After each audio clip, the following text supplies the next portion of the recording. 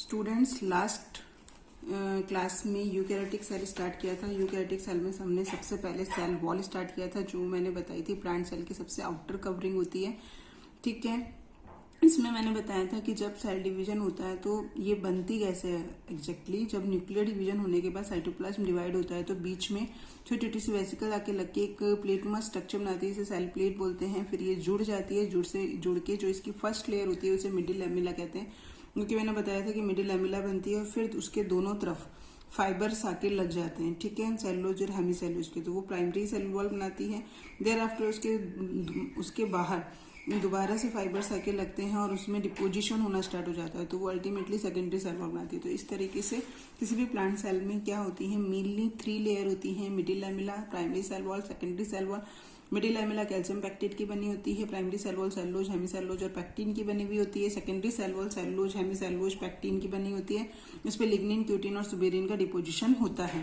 पर कुछ पुराने जो जाते हैं प्लांट्स या कुछ स्पीसीज में टर्सरी सेल वॉल भी होती है, उसका structure same secondary cell wall जैसा होता है, पर उसके आउटर की तरफ एक और लेयर फॉर्म हो जाती है।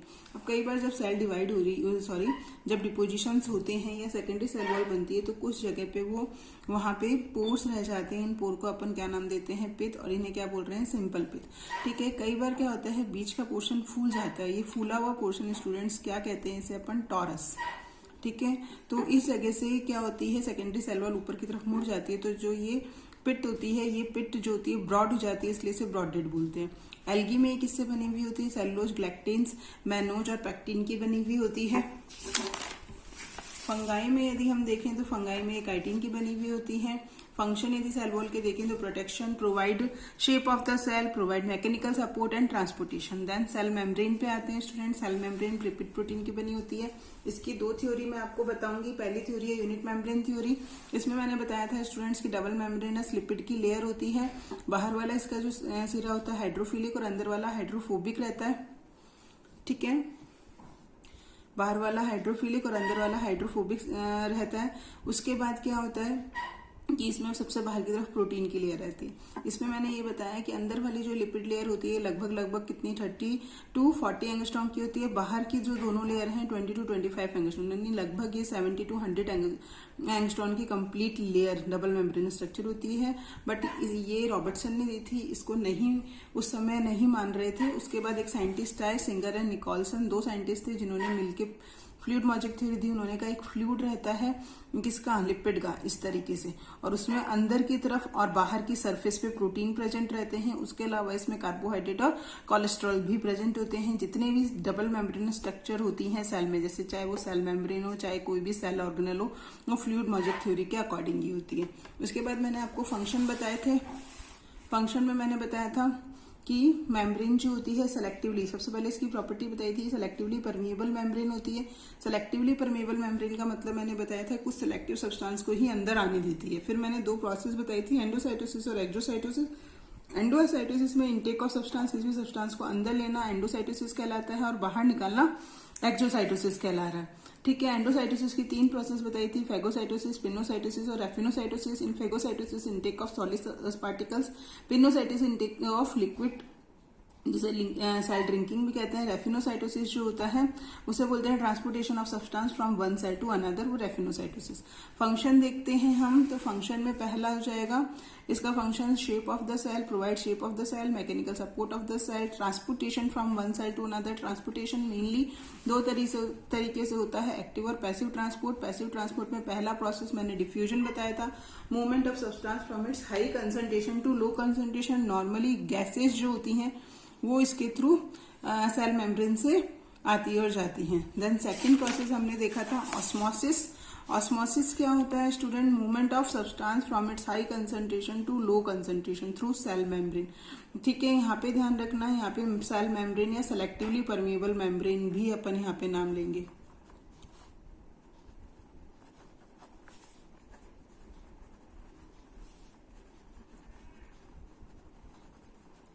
सेलेक्टिवली परमेबल मेम्ब्रेन भी हम बताते हैं, ठीक है। फिर आते हैं अपन एक्टिव ट्रांसपोर्ट। एक्टिव ट्रांसपोर्ट में ध्यान रखो, ऑस्मोसिस को अपन एक्टिव ट्रांसपोर्ट में भी ले सकते हैं। यहाँ पे जो ऑस्मोसिस होगा वो अपनी movement of substance from its lower concentration to higher concentration through cell membrane in the presence of ATP, यानी इसमें एटीपी की रिक्वायरमेंट रहती है। इसके अलावा सोडियम पोटेशियम पंप आता है, ये सोडियम पोटेशियम पंप अपन मसल्स का चैप्टर पढ़ेंगे, वहां मैं तुम्हें समझाऊंगी। अब मैं नेक्स्ट लेती हूँ स्टूडेंट्स साइटोप्लाज्म। साइटोप्लाज्म जो सेल के अंदर लिक्विड सब्सटेंस फिल रहता है उसे अपन क्या नाम देते हैं, उसे हम साइटोप्लाज्म कहते हैं। It is an amorphous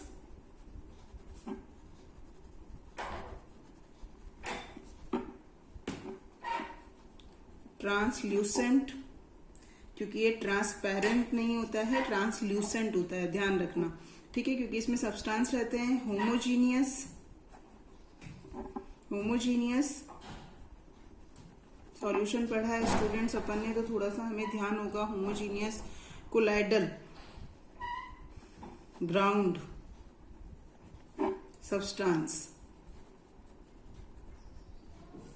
between cell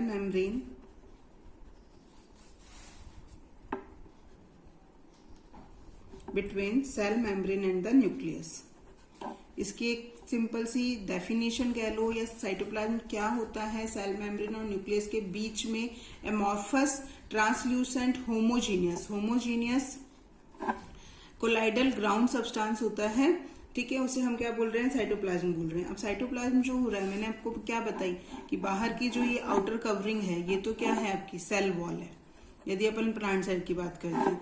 अंदर वाली जो कवरिंग है इसको अपन ने क्या नाम दे दिया, इसे हमने नाम दिया सेल मेम्ब्रेन, ठीक है। बीच में भी नहीं, यहाँ पे थोड़ा सा साइड में होता है, उसका रीजन मैं आपको बताऊंगी, न्यूक्लियस, ठीक है। तो अब ये जो लिक्विड होता है, ये लिक्विड आपका क्या कहला रहा है, इस लिक्विड को हम क्या कहते हैं, साइटोप्लाज्म। अब इसमें भी स्टूडेंट्स दो होते हैं, आप चीज थोड़ा सा मेरा ध्यान से सुनना। इसका जो ये आउटर वाला सिरा जो होता है थोड़ा डेंस रहता है, ये वाला आउटर वाला पार्ट, ये जो डेंस सिरा होता है, इस डेंस सिरे को हम नाम देते हैं जेल, क्योंकि ये जेली लाइक रहता है। और ये जो अंदर वाला होता है वो जो होता है वो डेंस नहीं है, इसको अपन क्या नाम देते हैं, सॉल, यानी लिक्विड टाइप होता है। ये जेल की तरह होता है, ये लिक्विड की तरह होता है, ये डेंसर है, ये लेस डेंसर रहता है, ठीक है। तो इसी अकॉर्डिंग बोलते हैं कि साइटोप्लाज्म जो होता है normally sol and gel form में प्रेजेंट होता है। जेल यानी जेली और सॉल यानी लिक्विड हो जाएगा, ठीक है। ये बात समझ में आई। अब यदि हम देखेंगे साइटोप्लाज्म में क्या क्या प्रेजेंट रहता है, तो साइटोप्लाज्म में बहुत सारे विटामिन्स होते हैं, न्यूक्लियोटाइड्स होते हैं। इट कंटेन विटामिन्स, न्यूक्लियोटाइड्स होंगे। न्यूक्लियोटाइड होते क्या हैं स्टूडेंट्स, हम यहाँ पे एक बार बोल देंगे। न्यूक्लियोटाइड का मतलब होता है आपके कि pentose sugar plus nitrogen base plus phosphate group. ये मैं तुम्हें अभी नेक्स्ट बायोमोलिक्यूल चैप्टर पढ़ाऊंगी तो तुम्हें पूरा क्लियर कर दूंगी what is the exact meaning of nucleotide, ठीक है। देयर आफ्टर हम देखते हैं कि इसमें पहले मैंने बताया विटामिन्स हैं, उसके अलावा न्यूक्लियोटाइड है, टीआरएनएज होते हैं, मैनी मिनरल्स इसमें प्रेजेंट होते हैं, शुगर होती है, एमिनो एसिड्स होते हैं। एमिनो एसिड प्रोटीन के स्मॉलर जो स्मॉल पार्ट होता है अपन कह सकते हैं, उसे बोलते हैं एमिनो एसिड्स, ठीक है। And colloidal solutions of protein, ठीक है। तो इसमें क्या क्या है, विटामिन है, न्यूक्लियोटाइड्स है, टीआरएनए, मिनरल्स हो गया, शुगर हो गया, अमीनो एसिड्स हो गया और प्रोटीन्स हो गए, यानी लगभग सब चीज होती है। अब इसमें क्या मैंने आप लोग को नहीं बताई, फैट हो गया और वाटर हो गया। फैट इसमें प्रेजेंट रहता है, ठीक है, बट इमल्सन फॉर्म में होता है। फैट नॉर्मली इसमें किस फॉर्म में रहता है, यूजुअली अकर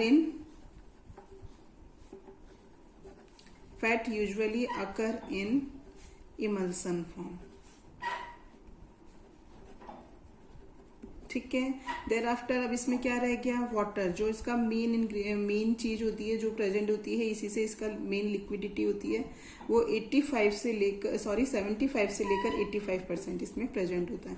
तो इसमें लगभग सब चीज आ गई बच्चों, विटामिन आ गए, प्रोटीन्स आ गए, शुगर आ गई, मिनरल्स आ गए, फैट आ गया, ठीक है, प्रोटीन्स आ गए, सब कुछ आ गया इसमें, ये सारी चीजें इसमें प्रेजेंट है और न्यूक्लियोटाइड्स तो है ही, ठीक है। तो ये हो गया अपना साइटोप्लाज्म। अब आते हैं अपन सेल ऑर्गेनल्स पे, कौन कौन से सेल ऑर्गेनल्स प्रेजेंट रहते हैं यदि अपन प्लांट सेल की बात करें और एनिमल सेल की बात करते हैं। सबसे पहले अपन प्लांट सेल की बात कर रहे हैं, यानी प्लांट सेल की थोड़ा सा जो अलग होगा वो मैं एनिमल सेल में बताती हूँ, ठीक है। तो अपन यहाँ ले रहे हैं सेल ऑर्गेनल्स, ठीक है। कौन कौन से सेल ऑर्गेनल्स हैं जो इसमें पाए जाएंगे, जो मैं पढ़ाऊंगी, एक बार लिस्ट बना लेते हैं। एंडोप्लाज्मिक रेटिकुलम, सेकंड हो जाएगा आपका राइबोसोम, थर्ड है लाइसोसोम, फोर्थ है गोल्जी कॉम्प्लेक्स, फिफ्थ है माइटोकॉन्ड्रिया, सिक्स्थ है आपके, अब अपन बात करते हैं यदि एनिमल सेल की बात करते हैं, endoplasmic reticulum, ribosome, lysosome, Golgi complex, mitochondria. अब यदि अपन बात कर रहे हैं तो सीलिया और फ्लैजिला।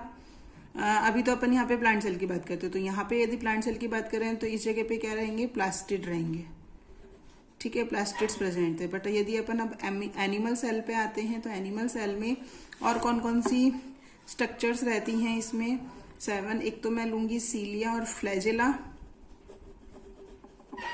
ठीक है। फिर लूंगी मैं स्टूडेंट्स, सीलिया फ्लैजिला हो गया, सेंट्रोसोम एक स्ट्रक्चर होती है जो केवल एनिमल सेल में होती है, प्लांट सेल में नहीं होती है। उसके अलावा अपन लेते हैं सीलिया फ्लैजिला और सेंट्रोसोम। और मेन स्टूडेंट्स अपन ने जो नहीं लिए हैं, तो एक तो हो गया न्यूक्लियस, यहाँ पे अपन लेते हैं न्यूक्लियस, अपना छूट गया, जो मेन रहता है, ब्रेन ऑफ द सेल भी बोलते हैं, ठीक है। उसके अलावा यदि अपन प्लांट सेल पे आते हैं तो प्लांट सेल में प्लास्टिकेट सेल ऑर्गेनल जो कि इसमें प्रेजेंट होता है, जो एनिमल सेल में नहीं प्रेजेंट रहता है। इसके अलावा 2 या 3 सेल ऑर्गेनल जो तुम्हारी बुक नहीं बता रही है वो मैं बताती हूँ कौन कौन से हैं। ग्लाइऑक्सिसोम्स जो प्लांट सेल में होते हैं, परऑक्सिसोम ये भी केवल प्लांट सेल में होते हैं, और एक और होता है जिसे बोलते हैं स्फीरोसोम्स, ये भी केवल प्लांट सेल में होते हैं, एनिमल सेल में नहीं होते। यानी एनिमल सेल में जो अलग से सेल ऑर्गेनल हैं वो कौन से हैं, सीलिया फ्लैजिला, जो कि अकॉर्डिंग टू डिपेंड करता है कौन से प्लांट और एनिमल के अकॉर्डिंग, कई बार फ्लैजिला सीलिया प्लांट सेल में भी प्रेजेंट रहते हैं, और सेंट्रोसोम है जो केवल एनिमल सेल में होगा। ऐसे ही ग्लाइऑक्सिसोम, परऑक्सिसोम, स्फीरोसोम और प्लास्टिड जो होते हैं ये केवल और केवल किस में प्रेजेंट रहते हैं, प्लांट सेल में प्रेजेंट रहते हैं, एनिमल सेल में प्रेजेंट नहीं रहते। स्टूडेंट्स एक सेल ऑर्गेनल और हमारा रह गया वैक्यूल, ये हमें ध्यान रखना है, जो कि यदि अपन प्लांट सेल की बात करते हैं तो उसमें बहुत बड़ी बड़ी होती हैं वैक्यूल्स, और एनिमल सेल होते हैं उसमें लगभग छोटी रहती हैं। डिपेंड करता है कि वो कौन से सेल ऑर्गेनल में प्रेजेंट है, ठीक है, सॉरी, डिपेंड करता है वह कौन से किस में है, कौन से एनिमल में है, उस पर डिपेंड करती है वैक्यूल, ठीक है। अब हम फर्स्ट सेल ऑर्गेनल स्टार्ट करते हैं स्टूडेंट, एंडोप्लाज्मिक रेटिकुलम।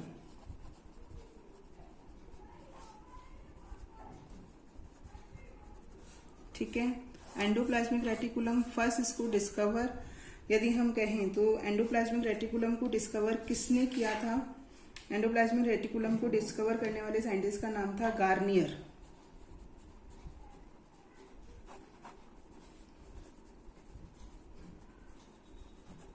डिस्कवर किसने किया था या ऑब्जर्व किसने किया था, गार्नियर ने, ठीक है। फर्स्ट ऑफ ऑल इसने किया था, और नेम किसने दिया था, नेम्ड बाय पॉटर ने इसको नेम दिया था। और हम कहेंगे अल्ट्रा स्ट्रक्चर भी इसकी किसने देखी थी, फर्स्ट ऑफ ऑल पॉटर ने देखी थी, 3 साइंटिस्ट थे, ठीक है। हमें मेनली इन दोनों के बारे में पता रहना चाहिए।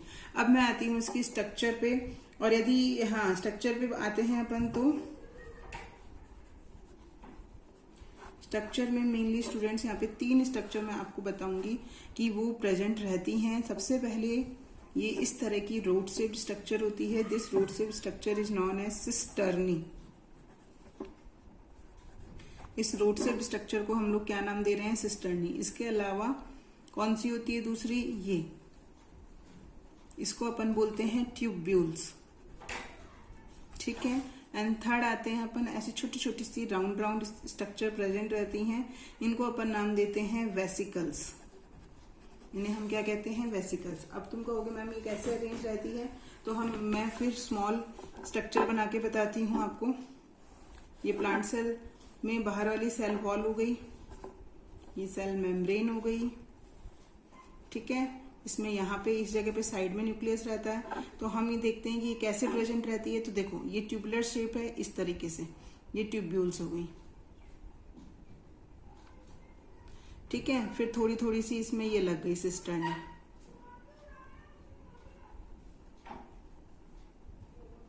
फिर यहाँ पे छोटी छोटी सी वेसिकल्स लग गई। ठीक है। ये इस तरह से फिर वापस ट्यूब्यूल्स हो गई। इस तरीके से ये अरेंज होती है। वापस देखें अपन, ये ट्यूब्यूल्स,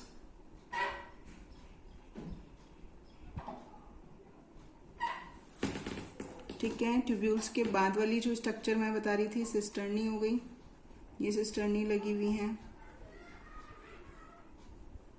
ठीक है। फिर छोटी छोटी सी वेसिकल्स हो गई, फिर अपने ट्यूब्यूल्स हो गई। ये इस तरीके से ये स्ट्रक्चर प्रेजेंट रहती है। इसे क्या बोल रहे हैं अपन? Endoplasmic reticulum. अब इनमें यदि इन स्ट्रक्चर के ऊपर राइबोसोम प्रेजेंट रहते हैं, ठीक है, तो राइबोसोम प्रेजेंट होने पर इसको अपन क्या बोलते हैं? Rough endoplasmic reticulum. राइबोसोम होंगे तो उसे क्या बोलेंगे? Rough endoplasmic reticulum.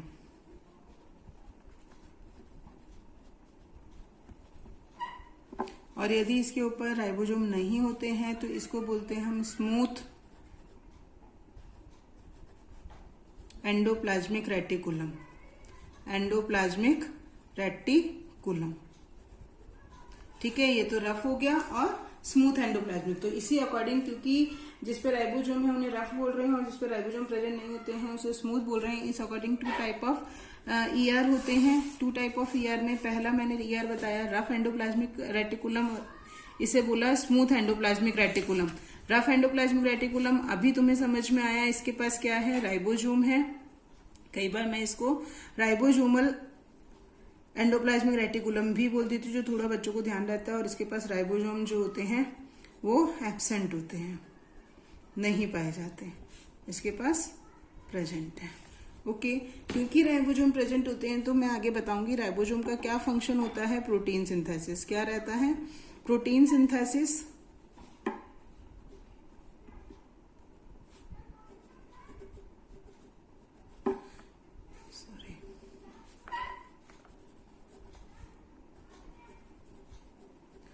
Protein synthesis, इसका क्या काम होता है? प्रोटीन सिंथेसिस करना। क्योंकि ये प्रोटीन सिंथेसिस करता है तो बहुत सारे एंजाइम जो होते हैं वो भी प्रोटीनियस नेचर के होते हैं। तो इस तरह से ये बहुत सारे एंजाइम फॉर्म भी करता है। एंजाइम फॉर्मेशन का काम भी इसका रहता है। ठीक है। जबकि यहाँ पे क्योंकि इसके पास राइबोसोम नहीं है तो ये क्या फॉर्म करेगा? लिपिड्स बनाता है और कार्बोहाइड्रेट बनाता है।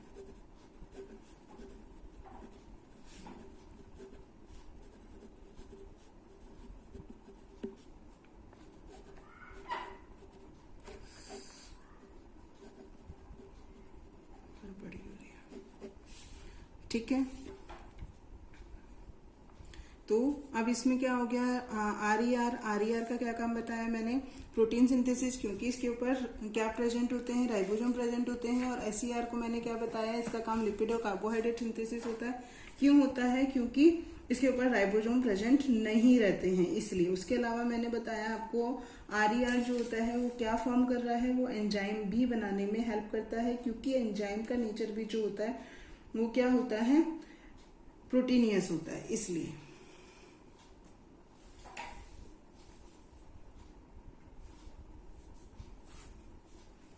फिर हम लोग आते हैं आगे, ये तो हो गया RER SER में डिफरेंस। फिर हमने इसमें सबसे पहले हमने क्या देखा, एंडोप्लाज्मिक रेटिकुलम। एंडोप्लाज्मिक रेटिकुलम में इसकी स्ट्रक्चर हम लोगों ने देखी। स्ट्रक्चर में मैंने बताया सिस्टर्नी, ट्यूब्यूल्स, वेसिकल्स, ठीक है। उसके बाद मैंने आप लोगों को बताया कि इसमें क्या होता है, rough endoplasmic reticulum, rough endoplasmic reticulum and smooth endoplasmic reticulum. Rough का मतलब मैंने बताया इसके पास राइबोसोम प्रेजेंट होते हैं, स्मूथ का मतलब इसके पास राइबोसोम प्रेजेंट नहीं होते।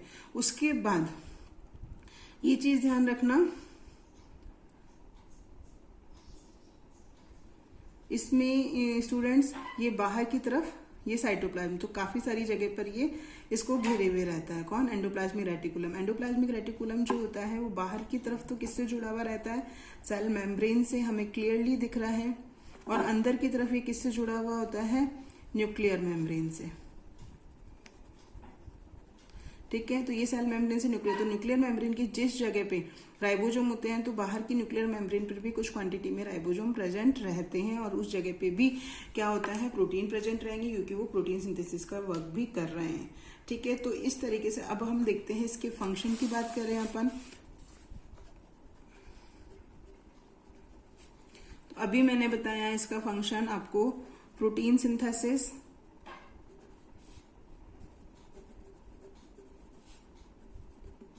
प्रोटीन सिंथेसिस हो गया। प्रोटीन सिंथेसिस के साथ साथ मैंने बताया लिपिड, कार्बोहाइड्रेट, बहुत सारे स्टीरॉइड्स, हार्मोन,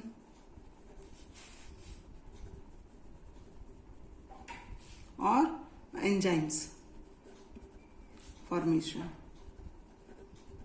एंजाइम फॉर्मेशन का वर्क भी करता है, ठीक है, फर्स्ट काम। उसके बाद ये चीज और ध्यान रखना कि ER है, ER गोल्जी बॉडी बनाने में भी, गोल्जी कॉम्प्लेक्स फॉर्मेशन में भी हेल्प करता है। कैसे करता है वो मैं तीनों ऑर्गन आपको समझाऊंगी पहले, फिर लास्ट में बताऊंगी, ठीक है। थर्ड हो गया, गोल्जी कॉम्प्लेक्स फॉर्मेशन में हेल्प कर रहा है ये आपका, ट्रांसपोर्टेशन में हेल्प करता है। ट्रांसपोर्टेशन अपन कहेंगे न्यूक्लियो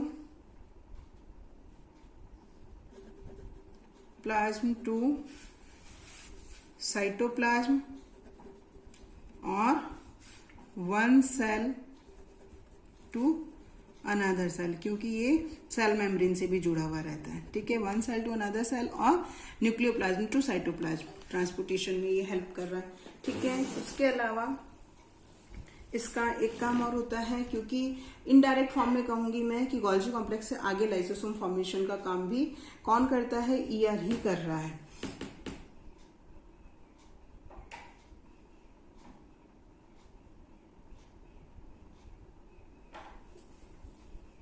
अब आते हैं अपन नेक्स्ट सेल ऑर्गेनल पे। नेक्स्ट सेल ऑर्गेनल आपका कौन सा है स्टूडेंट्स, इसके सारे फंक्शन हो गए हैं। नेक्स्ट मैं बताऊंगी यहाँ पे गोल्जी बॉडी, या अपन इसको क्या बोल सकते हैं, गोल्जी कॉम्प्लेक्स भी बोल सकते हैं।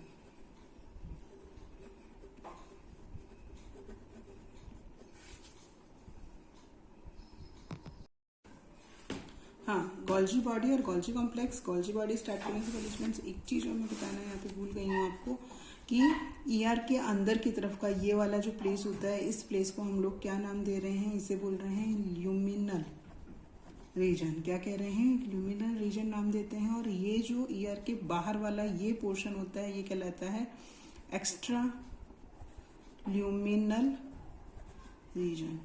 ये थोड़ा सा हमें ध्यान रखना है। बाकी ER मैंने पूरा कंप्लीट तुम लोग को बता दिया कि ER की डिस्कवरी किसने की थी, उसकी स्ट्रक्चर कैसे है, कैसे स्ट्रक्चर पूरी फॉर्म हो रही है, स्मॉल रफ ER क्या होता है, स्मूथ ER क्या होता है। उसके बाद मैंने उसके फंक्शन बताए। फंक्शन बताने के बाद अब हम लेते हैं गोल्जी बॉडी, गोल्जी बॉडी और गोल्जी कॉम्प्लेक्स की बॉडी, ठीक है। गोल्जी बॉडी नाम से समझ आ रहा है, कैमिलो गोल्जी एक साइंटिस्ट थे जिन्होंने आउल की नर्व सेल को स्टेन करा, और नर्व सेल को स्टेन करने के बाद उसमें उन्हें एक स्ट्रक्चर दिखाई दी। इस स्ट्रक्चर को उन्होंने क्या नाम दिया, गोल्जी कॉम्प्लेक्स। उन्होंने खुद ने उसको गोल्जी कॉम्प्लेक्स नाम नहीं दिया था, बट बाद में जो साइंटिस्ट है उन्होंने उसे गोल्जी कॉम्प्लेक्स कहा इनके नाम पर। किसने की थी, कैमिलो गोल्जी ने की थी, कैमिलो गोल्जी।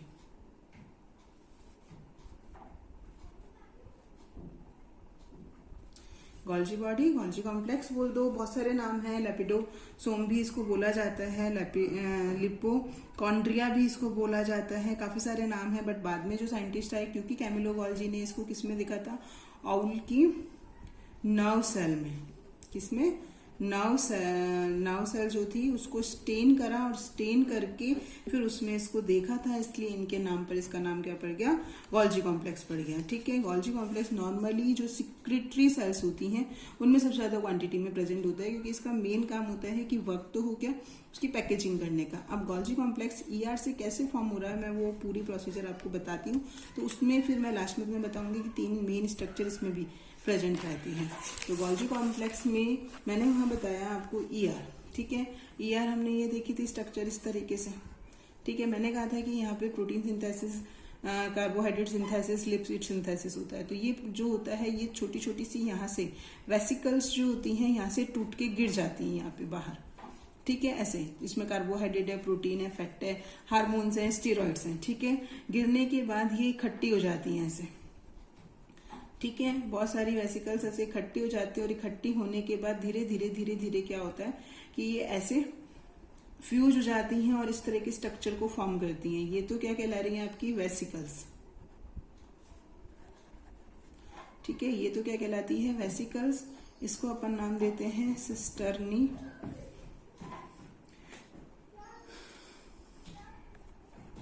इसको हम क्या नाम दे रहे हैं, सिस्टर्नी।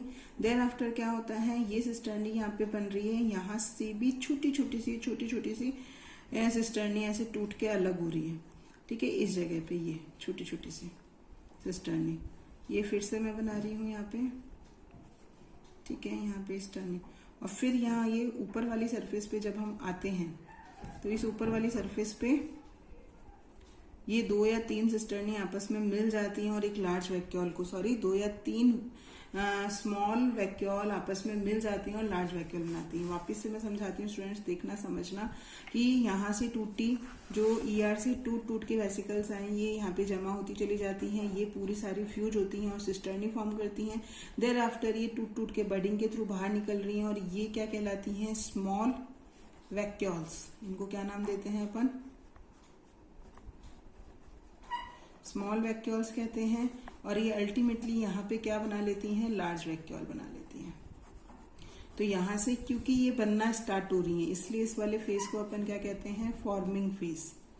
क्या कहते हैं, फॉर्मिंग फेज। और यहाँ पे क्योंकि ये मैच्योर हो रही हैं तो इसको क्या नाम देते हैं, मैच्यूरेशन, मैच्यूरेटिंग या मैच्यूरेशन तो नहीं, मैच्यूरेटिंग ही बोलते हैं अपन, मैच्यूरेटिंग फेज।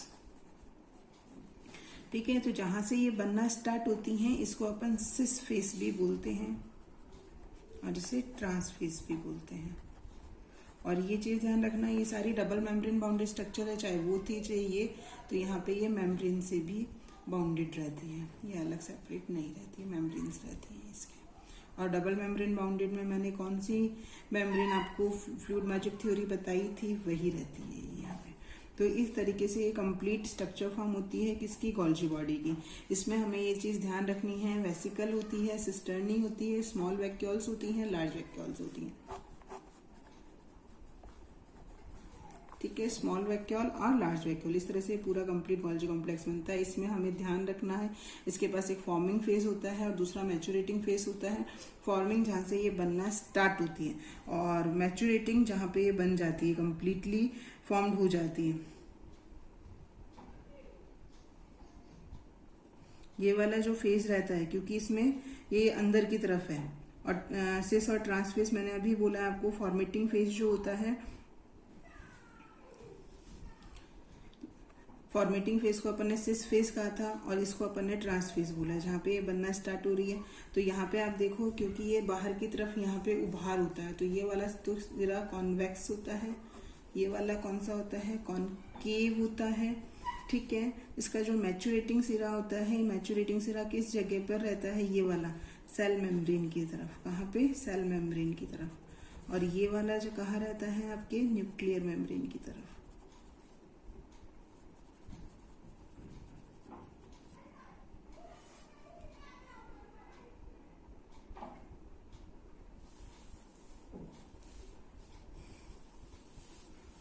ठीक है। ये पूरी स्ट्रक्चर गोल्जी बॉडी की अपने को क्लियर हुई कि कैसे होती है। अब आते हैं अपन इसके फंक्शन पे। हम जब भी सेल ऑर्गेनल पढ़ रहे हैं तो सेल ऑर्गेनल की डिस्कवरी किसने की, इसमें कौन कौन से, जैसे इसमें अलग अलग मैंने आपको बताया वेसिकल्स एंड सिस्टर्नी है, ठीक है,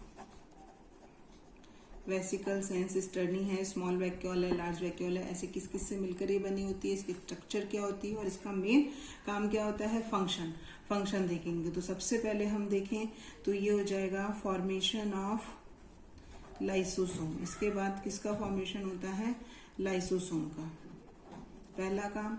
दूसरा काम होता है पैकेजिंग। पैकेजिंग का मतलब क्या होता है, पैकेजिंग ऑफ सब्सटेंस। वहां पे जैसे एक रॉ मटेरियल आपका बनने का काम किसने किया, ईआर में रॉ मटेरियल बनने के बाद फैक्ट्री में दूसरी जगह जहाँ पे उसकी पैकेजिंग होती है, तो यहाँ पे इसके बड़े बड़े बंडल्स, यानी मैंने कहा था ये स्मॉल वैक्यूल बाहर निकलती है और लार्ज वैक्यूल में कन्वर्ट हो जाती है, तो यहाँ पे इसकी पैकेजिंग हो जाती है, ठीक है। पैकेट्स बनाने का काम कौन कर रहा है, गोल्जी कॉम्प्लेक्स करता है, ठीक है। उसके अलावा इसका एक काम होता है एक्रोसोम फॉर्मेशन। ये हम लोग रिप्रोडक्शन पढ़ेंगे तो तुम्हें बताऊंगी कि एक्रोसोम क्या होता है। एक्रोसोम एक स्ट्रक्चर होती है जो स्पर्म सेल में प्रेजेंट होती है, जो कि स्पर्म सेल को एक्रोसोम फॉर्मेशन में हेल्प करता है, जो कि स्पर्म सेल को क्या करता है, ओवम में एंट्री करने के लिए एंजाइम्स होते हैं किसके पास, एक्रोसोम के पास, तो ये एक्रोसोम फॉर्मेशन में भी हेल्प करता है। उसके अलावा ये बहुत सारे ये प्रोटीन्स, कार्बोहाइड्रेट और लिपिड, उनकी पैकेजिंग कर रहा है ये उस जगह पे, ठीक है। उसके अलावा यदि हम देखें इसका जो नॉर्मल फंक्शन है, it help in formation of hormone. Hormones की फॉर्मेशन में भी ये हेल्प करता है, help in formation of hormone.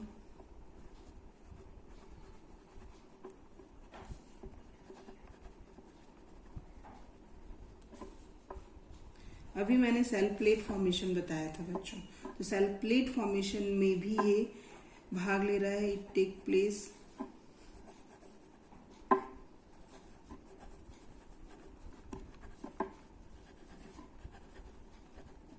Cell plate formation. Cell plate के फॉर्मेशन में भी ये भाग लेता है, ठीक है। बहुत सारे पैक्टिन सब्सटेंसेस होते हैं इनके फॉर्मेशन में, लाइसोसोम फॉर्मेशन में, ठीक है।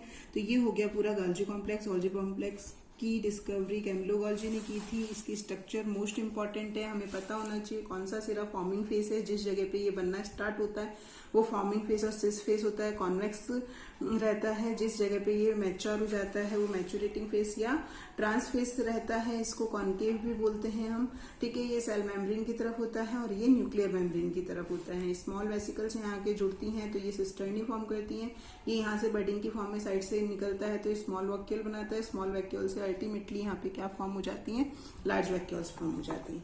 तो सेकंड सेल ऑर्गेनल अपना कौन सा हो गया, गोल्जी कॉम्प्लेक्स या गोल्जी बॉडी। अब अपन थर्ड पे आते हैं।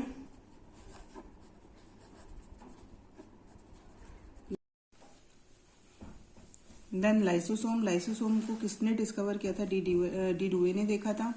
अब मैंने आप लोगों को पहले बताया था कि गोल्जी कॉम्प्लेक्स में लार्ज वैक्यूल का फॉर्मेशन होता है, ठीक है। ये लार्ज वैक्यूल जो है सिक्रेटरी सेल्स में जाती हैं। जब वो सिक्रेटरी सेल्स में जा रही है तो जाने के बाद इसके अंदर हाइड्रोलाइटिक एंजाइम्स का फॉर्मेशन हो जाता है। ये जो हाइड्रोलाइटिक एंजाइम है वो कौन कौन से होते हैं, मेनली हाइड्रेजेज,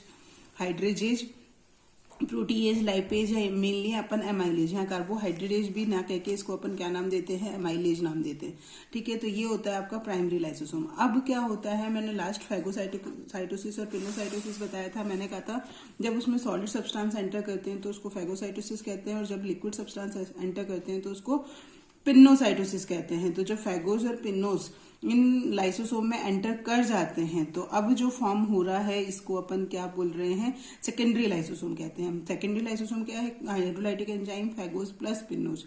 अभी जब इसमें एंटर हो जाता है तो अब इसमें इसका डाइजेशन होता है। अमाइलेज जो होगा वो कार्बोहाइड्रेट का डाइजेशन करेगा, प्रोटीएज जो होगा वो प्रोटीन का डाइजेशन करेगा, लाइपेज जो होगा वो लिपिड का डाइजेशन करेगा।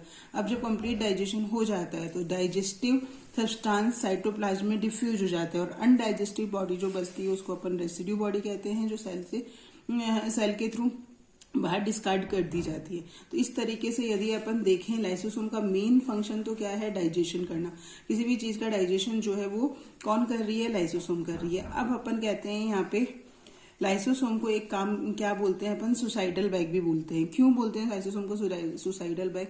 कहीं भी जो इंजर्ड टिश्यू होते हैं, वो इंजर्ड टिश्यू की जगह वहां की सेल जो होती हैं थोड़ी थोड़ी इंजर्ड हो जाती हैं, तो अगर वो वहां रहेंगी तो बहुत सारे टॉक्सिक सब्सटेंस सिक्रेट करेंगी थोड़ी देर रहने के बाद। तो इसीलिए उस जगह पे उन सेल्स का लाइसोसोम जो होता है वो फट जाता है। फटने से वो कंप्लीट सेल डाइजेस्ट हो जाती है, और डाइजेस्ट होने से वो धीरे धीरे पूरी की पूरी सेल डाइजेस्ट होने से वहां पे हमारा जो टिश्यू है वो क्योर हो जाता है। तो इसीलिए हम इसको अपन क्या बोलते हैं, सुसाइड बैग बोला जाता है। ठीक है। देन नेक्स्ट क्लास में स्टूडेंट्स अपन स्टार्ट करेंगे, या नेक्स्ट क्लास के अभी मैं बताती हूँ आपको राइबोसोम। राइबोसोम का एक फंक्शन मैंने आपको वहां पे बताया था कि क्या होता है। नेक्स्ट अपन फोर्थ सेल ऑर्गेनल पे आ रहे हैं, राइबोसोम। राइबोसोम का मेन फंक्शन मैंने आप लोग को बताया था क्या होता है, प्रोटीन सिंथेसिस होता है। राइबोसोम की 2 सब यूनिट होती है। यहाँ पे कौन सा होता है, एटीएस राइबोसोम। वहां पे 70S राइबोसोम बताया था, यहाँ एटीएस राइबोसोम। ये एटीएस राइबोसोम किस किस से मिलकर बनता है, 60S एंड 40S सब यूनिट से मिलकर बनता है। ये 40S सब यूनिट जो होती है, ये 40S सब यूनिट आगे फिर सब डिवाइडेड रहती है। ठीक है, 28S, 5.5S और 5S। पर ये होते क्या है, आरआरएनए। ठीक है, प्लस इसमें प्रोटीन्स होते हैं। ठीक है, देर यहाँ आते हैं तो यहाँ पे 18S आरआरएनए प्लस प्रोटीन रहते हैं। ठीक है, यहाँ पे कितने प्रोटीन है, 30, और यहाँ कितने प्रोटीन है, 40। तो ये कंप्लीट मिलके क्या बनाते हैं आपके एटीएस राइबोसोमल यूनिट। यानी हम 28S आरआरएनए, 5.5S आरआरएनए और 5S आरआरएनए प्लस 40 प्रोटीन मिलके तो 60S सब यूनिट बनाते हैं, और 18S आरआरएनए और 30 प्रोटीन मिलके 40S आरआरएनए बनाते हैं।